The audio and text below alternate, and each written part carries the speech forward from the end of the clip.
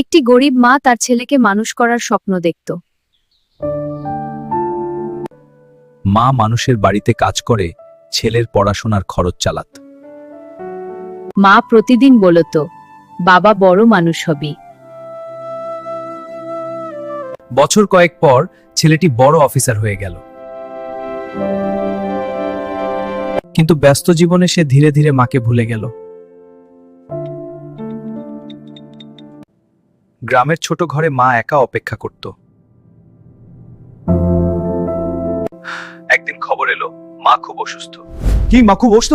হ্যাঁ, তুমি এখনই আসো। আচ্ছা আচ্ছা, আসছি। মা কাঁপা কণ্ঠে বলল, আমি তোকে বড় মানুষ বানাতে চেয়েছিলাম, কিন্তু তোকে আমার কাছ থেকে দূরে যেতে বলিনি।